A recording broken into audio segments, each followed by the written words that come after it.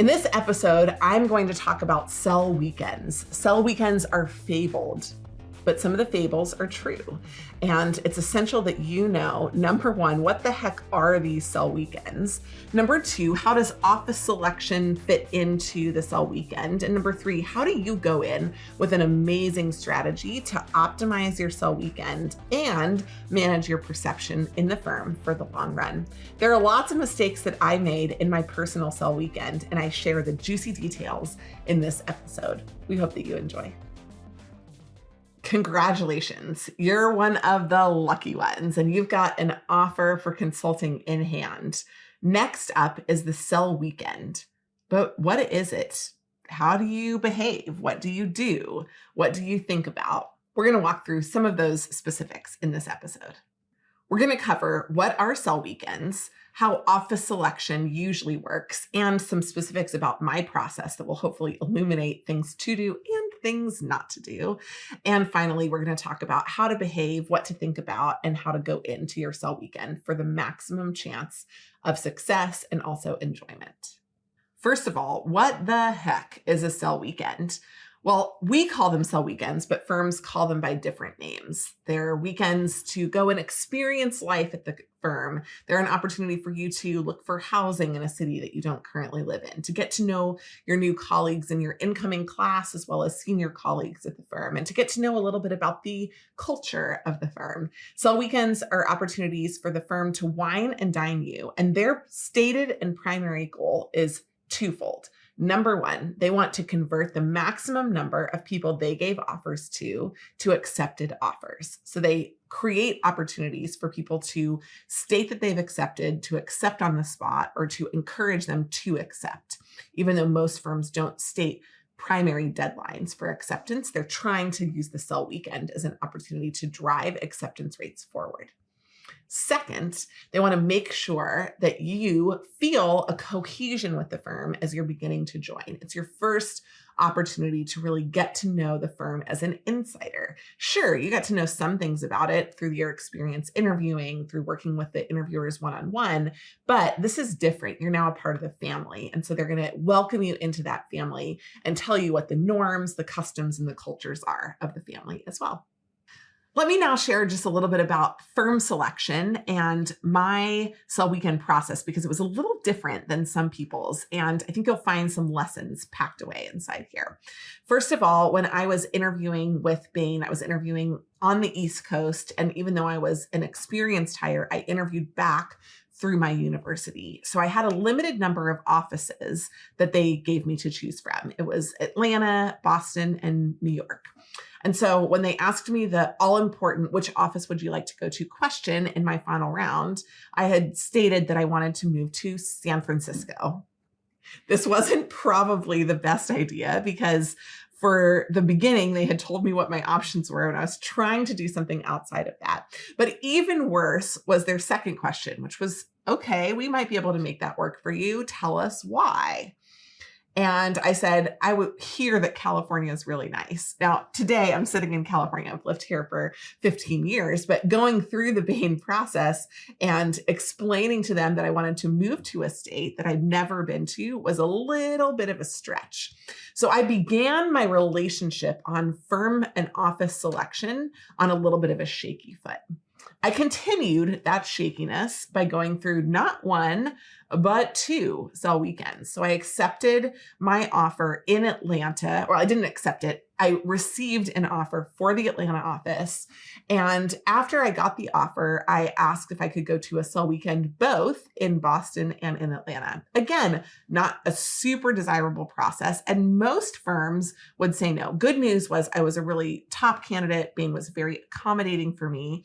And I went through the process in Atlanta as a full offeree and kind of as a lurking offeree in Boston. But of course, it was an excellent experience for me to see two different cultures of the firm. The Boston office pulled from a very diverse set of schools. It was much larger. There were tremendous opportunities. But also, one thing that I noticed was that the cohesion in that office was based on your incoming class, the people that you worked with. Whereas in the Atlanta office, which at the time was only about 120 people, the cohesion was firm-wide. I had exposure to partners at a much earlier level.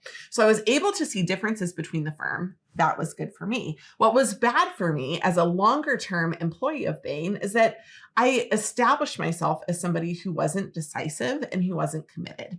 And some of that carried into my early weeks and even potentially through my first year at Bain. There was an uncertainty about my commitment to the work and to the job because I tried to play the field on the cell weekend situation. So I wouldn't recommend that you even try to do what I did. What I would recommend instead is that you go into your cell weekend with one office that you've selected gratefully and enthusiastically, and that you have a plan for how to maximize your opportunities. The first mistake that I made when I was thinking about cell weekends is that I had no strategy. My only strategy was figuring out for me, for Jenny Ray, what the right place was for me to fit. And while that's fine, it wasn't the strategy that would optimize my long-term success at Bain. So hear me, if you have an offer already, if you're diving into a cell weekend, and if you're excited about it, that's great, but don't go in without a strategy. Attention undergrad, master's, and MBA candidates. It's Japheth here, just quickly popping in with a reminder that there are a number of application deadlines that are coming very soon. I'm not going to read a list of a bunch of dates right now, but I would encourage you to check out the link that's in this episode's show notes to see the upcoming application deadlines for this fall. We've got MBB, we've got Big Four, we've got boutique firms that all have deadlines for internships and full-time roles that start in 2024. So we don't want you to miss the boat. Again, check out the link in the show notes for everything you need to know, specific application deadlines, how to apply, and more. If you'd like some help, preparing your resume, prepping for case interviews, or getting a networking strategy together, our team would love to work with you in Black Belt. It's our premium case prep program, gives you 8 hours of coaching, resume edits, networking strategy call, a bunch of online resources, and more to set you up for success. So we'd love to come alongside you in your journey into consulting, help you land an offer, and check out the link in the show notes for more. All right, let's get back to this episode. Let me give you a couple of key pieces that will help you strategically make the most of your weekend for you, but more importantly, set up a lifetime of success inside the consulting firms. Number one, make sure that you manage your own appearance and behavior. Now, this wasn't a key issue for me, but I watched a number of people go through Cell Weekend, excited to finally be on the company credit card. There was a lot of drinking. There were certainly opportunities to hook up. There were opportunities to even go beyond that and do some more kind of exciting things in the consulting life. That wasn't my scene, but when I watched people do it, I watched the opinion of their peers and the opinion of the superiors inside the firm immediately decrease. One person showed up late to the next day's meetings because they were hungover. 2 people walked out of the same room the next day. That builds a reputation for you that you don't want to have when you're walking into a professional environment. So even though you can, it doesn't mean that you should. So walk in with a strategy for how to dress, for how to work, for how to call it a night, for how to go off into your own room. Just kind of keep it simple, keep it clean, and really focus on the professional aspects of your time together during the Cell Weekend. Second, go in with some great questions. You want to make sure that you're ready to ask questions about the firm, about the city, about the experience. However, there was one person in our Cell Weekend who asked downer questions. It was such a drag on their impression and the overall experience. They were asking questions like an investigative journalist, right? What's the worst thing about living in this city? What's one thing that we don't know about today that we should know about that's a downside of working in this office? And look, the questions are fair. The questions are good, but you can't ask questions like that, accept the job, and then expect for people to treat you as a positive peer. So you need to think about how to frame your questions to get the same kind of insights in a way that will tell you about the firm, but that will also, either through omission or through just open sharing, get somebody to share things that are important. We frame our questions in interviews and beyond as PSP questions: positive, specific, and personal. So make sure that when you're talking about the questions, don't look for data, look for stories. That's how you'll get the best positive questions out of it. Here's a couple of examples of great questions. Number one, tell me about one thing in this office that happens in no other office in the BCG network. Number two, I'd love to hear about one story when somebody went above and beyond in mentorship. Number three, I'd love to know one thing that you feel like you learned here that you couldn't have learned anywhere else. Positive, specific, and personal to the person that you're asking for. These aren't questions about the general firm. They're questions about the office, about their experience. It's an opportunity for them to tell a story that will really highlight the culture and the vision of the organization so you can make a good decision about joining. The third thing is that you want to do some research. You want to make sure that you're ready to walk in and know who you're going to be talking to and who they are. So if it's possible, get a list ahead of time from recruiting of the people that will be presenting to you, and do some research on some of the folks that are inside the office, either then or on the fly. When they walk into the room, pull up a quick LinkedIn profile. Know who you're talking to so that you can understand a little bit about their background. You don't have to make a great and strong first impression on them. You don't have to walk in and know 5 things about their background. That's not what I'm talking about. In fact, sometimes that can be a little creepy. But just knowing who you're talking to and beginning to build a record and a bank of the people at the firm will help you build stronger connections later. So beginning to do some of that research, keeping track of it, and understanding who the folks are that you're going to be working with can be a big advantage for you later. One thing that I did when I was at Bain that I would recommend everyone do is that I took every partner out to breakfast or lunch in my first year at the firm. It was an awesome opportunity to learn about them. And so if you begin to build a connection point, hey, I saw you at the cell weekend and I really loved this one thing that you said. I personally kind of need to keep record of that because I meet a lot of people and there are a lot of things that I need to think about. So just beginning that record making process as a part of your strategy can be really great. And the fourth and final thing that you want to do is to have fun. Smile a lot.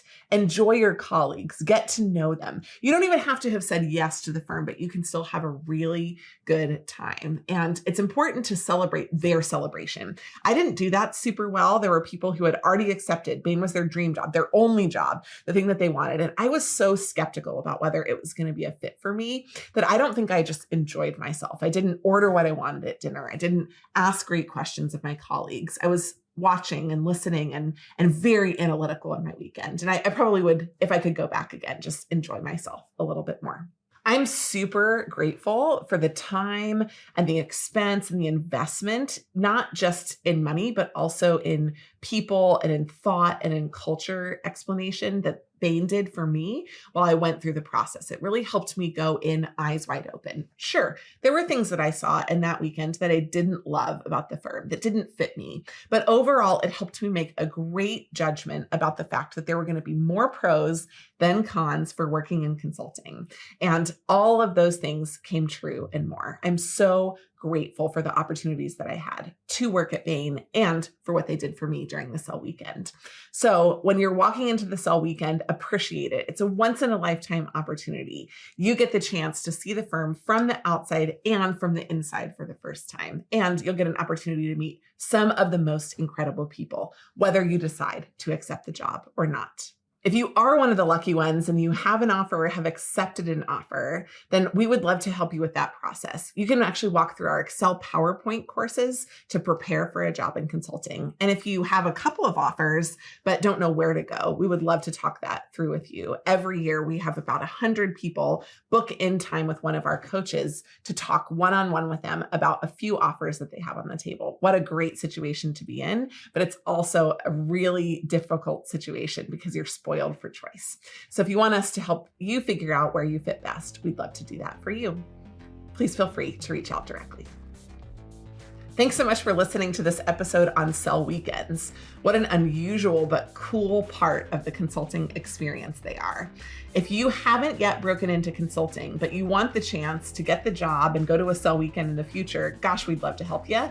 We are really good at the assistance of people that are thinking about consulting all the way from your resume, cover letter edits through to case interview prep.